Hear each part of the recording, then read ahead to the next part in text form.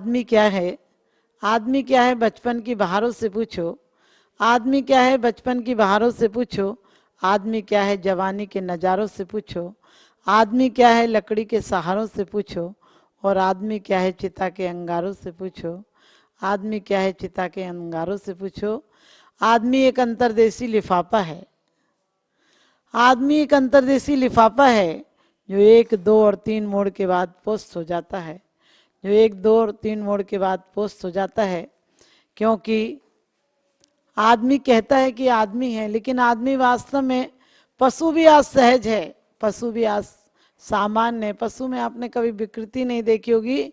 पशु कम पागल होता है क्योंकि पशु प्रकृति में जीता है। पशु की काम भोग आदि भोजन आदि सब नियत है, लेकिन इंसान का कुछ नियत नहीं। कब खाएगा, कितना खाएगा, कैसा खाएगा, किन भावों से खाएगा और खाने के लिए कितना प्रयास करेगा। क्योंकि हर जानवर सिर्फ भोजन पेट भरने के लिए खाता है, और पेट भर जाए उसके बाद उसे कोई आकुलता नहीं रहती है।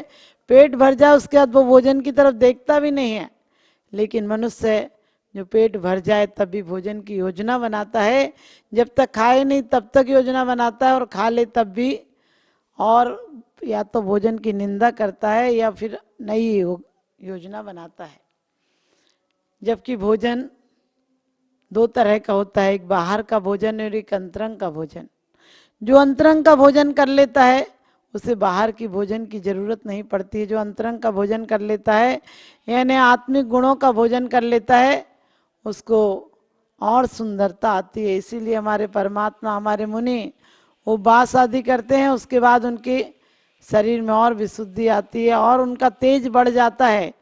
और जो बाहर का भोजन करता है, अंदर की तरफ भोजन की तरफ ध्यान नहीं जाता, उसका भोजन भोजन नहीं, उसके लिए स्वयं दुख का कारण बन जाता है। आज आदमी सोचता है ज़्यादा खा लो तो ताकत आएगी, लेकिन मैं कहती हूँ भोजन बिन नरकों में जीवन, भोजन बिन नरकों में जीवन, भर पेट मनुष्य क्यों मरता है। भोजन के बिना भी नार की जिंदा रहता है, और खा खा कर भी इंसान मर जाता है। कोई खाकर मरा, कोई खिलाकर मरा, कोई खाकर मरा, कोई खिलाकर मरा, लेकिन जीवन धन उसी का है जो प्रभु को पाकर मरा, जो प्रभु को पाकर मरा। क्योंकि खाकर तो लोग रोज मरते हैं, खाकर तो जानवर भी अपना गुजर करते हैं, लेकिन जो खिलाकर मरता है वो इंसान होता है। जो खिलाकर मरता है वो इंसान से भगवान भी एक दिन होता है। क्योंकि कहते हैं कोई खाकर मिला मरा, कोई खाकर मरा, कोई खिलाकर मरा, लेकिन जीवन धन उसी का है जो प्रभु को पाकर मरा, जो प्रभु को पाकर मरा। भोजन हम किन भावों से करें, भोजन हम कितना करें, कब करें, किस भावों से करें, हमारा तरफ ध्यान नहीं जाता है। हम भोजन को एक यांत्रिक क्रिया समझ लिए कि डालना है, भोजन को डालना नहीं, डालने के बाद उसको क्या बनाना है ये आपके हाथ की बात है। लोग कई बार क्रोध में, आज भोजन का उद्देश्य क्यों पूरा नहीं होता है, क्योंकि आदमी आज भोजन तो कर रहा है लेकिन भोजन के साथ साथ बहुत संक्लेश भावों से भोजन कर रहा है। गुस्से में, क्रोध में, आतंक में और क्षोभ में, चिंताओं में भोजन कर रहा है। आपने देखा होगा मोबाइल एक लोगों को कहते हैं सुविधा की चीज है, लेकिन मोबाइल दुविधा की चीज भी है। क्योंकि पहले लोग भोजन करते थे तो परमात्मा का नाम लेकर स्मरण पूर्वक भोजन करते थे, और भोजन भी पूरा स्वाद लेकर करते थे। भोजन जब करते थे तो भोजन में तन्मय होते थे। आपने देखा होगा आज से कुछ साल पहले भी भोजन में स्वाद था, क्योंकि हमारा मन केंद्रित होता था, भोजन करते थे, उस समय भोजन ही करते थे, और भोजन करते टाइम भी परमात्मा का नाम लेते थे कि भोजन भजन में परिवर्तित हो जाए। लेकिन आज उल्टा हो गया, आज भजन भी करते हैं तो भोजन का ध्यान होता है। जहाँ मंदिरों में कहीं गोट हो रही हो वहाँ लोग विधान करके विधान की समाप्ति का इंतजार करते हैं ताकि भोजन शुरुआत हो जाए। और ये इस तरह से नजर रहेगी हमारी तो हमें कभी परमात्मा नहीं मिल सकता है, हम भोजन का आनंद नहीं मिल सकता है। लोग कहते क्या करें, चिंता तो है ही। अरे भोजन करते टाइम, भोजन इतना पवित्र काम है कि परमात्मा की आराधना जैसा भोजन पवित्र काम है। भोजन तुम्हारे जीवन पर, जीवन को निर्णय करता है कि किधर ले जाएगा, किस रूप में परिवर्तित करेगा। क्योंकि भोजन ही हमारे शरीर को पुष्ट करता है और शरीर पुष्ट होता है। जैसा खाओ अन्न वैसा होगा मन, जैसा पियो पानी वैसी बोलो वाणी। आप भोजन शुद्ध होगा तो आपके विचार भी शुद्ध होंगे, क्योंकि भोजन से हमारे शरीर का निर्माण होता है, हमारे शरीर में रक्त बनता है, मांस मज्जा हड्डी पित्त जो भी वीर है सब भोजन से निर्माण होता है, सब में भोजन का असर पड़ता है। और ऐसा नहीं है, भोजन का असर इतना पड़ता है कि आज भी आप जब शुद्ध भावों से भोजन बनाते हैं उस दिन आपके घर वालों के परिणाम देखना। और आज की महिलाएं, उधर टीवी चल रहा है, इधर मोबाइल चल रहा है, मोबाइल पर कई मैसेज आ रहे हैं, कई आपको सूचनाएं मिल रही हैं, और फिर भोजन बनाएंगे तो भोजन कहाँ से शुद्ध होगा? भोजन तो विष मिश्रित हो जाएगा, भोजन में विचारों की तरंगे मिल जाएंगी। और आदमी भी जब भोजन करने आता है, आदमी जब भोजन करने आता है तो आपको पता है चिंता में आता है, संक्लेश में आता है। किसी का फोन आ गया, किसी को उधारी लेना है, किसी को कोई माल चाहिए, माल नहीं है आपके पास, किसी ने उधारी मांग लिया, आप पे पैसा नहीं है, बताइए। आप भोजन करते करते शॉर्ट लग जाता, आपको लगता है क्या करूं कैसे दूं, और तुरंत आपका भोजन विषाक्त हो जाता है, क्योंकि चिंताग्रस्त हो जाता है। और भोजन की चिंताग्रस्त होने से हमारी पाचन क्रिया पर, लीवर पर प्रभाव पड़ता है, और भोजन फिर सुचारू रूप से पचता नहीं है, वो अधपका रह जाता है। और अधपका भोजन सोचिए, यदि वो सही प्रक्रिया से नहीं गुजरेगा तो सड़ेगा, बदबू मारेगा, आपके शरीर में बीमारियां पैदा करेगा। क्योंकि जो भोजन आपको ताकत देता है वही भोजन आपके शरीर को दुर्बल भी कर देता है। हम बच्चे को भोजन देते हैं, पौष्टिक भोजन देते हैं, बच्चे को थोड़ा बड़ा होता है, पढ़ने लगता है, तो उसके शारीरिक व्यायाम भी बढ़ जाते हैं, इसलिए उसको भोजन पुष्ट देते हैं। लेकिन 45-50 के बाद आप थोड़ा सा हल्का खाने लगते हैं, कभी विचार किया? क्योंकि शुरू में आपका शरीर ज़्यादा काम करता था, इसलिए जब शारीरिक व्यायाम था तो भोजन की ज़्यादा आवश्यकता थी। लेकिन जैसे जैसे शारीरिक व्यायाम कम हुआ वैसे वैसे भोजन की कम आवश्यकता हो जाती है, और फिर आप हल्का भोजन खाएं तो आप स्वस्थ रहते हैं। लेकिन आजकल आदमी ने इस पेट को, अपने शरीर को, पेट को कचरा घर बना लिया, जब मिले जहाँ मिले जितना मिले खाने को तैयार होता है।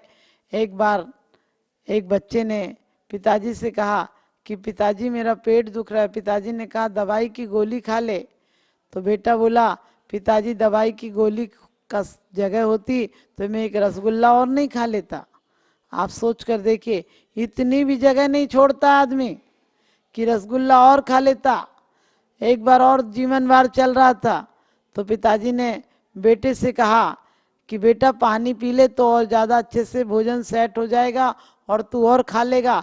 उसने कहा पिताजी भोजन तो अभी खा लो, पानी तो घर जाकर पी लेंगे, क्योंकि भोजन तो अच्छा बढ़िया बना हुआ है, इसलिए भोजन को कर लो और बाद में आप, हम घर जाकर पानी पी लेंगे। पानी तो घर में पिया जा सकता है, लेकिन भोजन घर में कहाँ से मिलेगा इतना अच्छा? तो बाप ने बेटे को चांटा मारा और कहा पहले मुझे बता देता, पहले मुझे बता देता तो मैं और भोजन कर लेता, और कचौड़ी खा लेता, और रसगुल्ले खा लेता। आप विचार करके देखना कि आप रसगुल्ले भोजन कचौड़ी का तो प्लान बनाते हैं, लेकिन इस आत्मा का भोजन कब करोगे? हम लोग रोज पढ़ते हैं सटरस व्यंजन से प्रभु भूख न मेरी शांत हुई, आत्म रस अनुपम चखने से इंद्रिय मन इच्छा समन्वय। क्या कहते हैं भगवान? इस इंद्रिय का भोजन करने से तो शरीर तृप्त हुआ, लेकिन तुम्हारी भक्ति करने से आत्मा तृप्त होती है। और आत्मा तृप्त करने के लिए क्या चाहिए? वो भक्ति से आत्मा तृप्त होती है, भजन से आत्मा तृप्त होती है, आनंद से आत्मा तृप्त होती है। क्योंकि भोजन में आनंद नहीं होता है। लोग सोचते हैं भोजन में स्वाद होता है, पहले हमारी भावनाओं में स्वाद था, हमारी भावनाएं सकारात्मक थी और बहुत अच्छी ऊर्जा थी, इसलिए लोग दाल रोटी खाते थे तो भी उनके जीवन में आनंद था। आजकल लोग अच्छे से अच्छा भोजन खाते हैं फिर भी स्वाद नहीं है, क्योंकि हमारी इंद्रियों का जो अंतर की चेतना है वो डेड हो गई, वो कोई स्वाद ही नहीं देती। कितना भी अच्छा भोजन कर लो स्वाद नहीं आता है। तो हमें शरीर का भोजन नहीं, आत्मा का भोजन करना है। शरीर इस द्रव्य के भोजन से, शरीर इस पुद्गलिक भक्षण से तृप्त होता है, और मन भावनाओं से तृप्त होता है।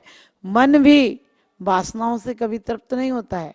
आपने देखा होगा एक सा भोजन आप बहुत दिन नहीं कर सकते हैं, एक सा गाना भी आप रोज नहीं सुन सकते हैं, एक से व्यक्ति को भी आप रोज देखना पसंद नहीं करते हैं। लेकिन आत्मा को एक बार, आत्मा तो भजन से तृप्त होती है, आत्मा तो आनंद से तृप्त होती है। और आत्मा का आनंद यही है कि आप उसे परमात्मा में लगा दो।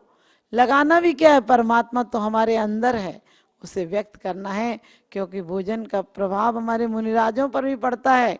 4000 राजा, आपको पता है, आदिनाथ भगवान के साथ दीक्षा तो ले गए, लेकिन क्षुधा की वेदना को बर्दाश्त नहीं कर पाए और दीक्षा छोड़ दी, अन्न मत चला दिए, फल फूल कंदमूल खाने लगे। क्योंकि भोजन बहुत बुरी चीज है। क्योंकि भोजन यदि सही ढंग से ना मिले, क्रिया पूर्वक ना मिले, विवेक पूर्वक ना मिले, शुद्ध ना मिले, आजकल हर कुछ पैकिंग का आता है।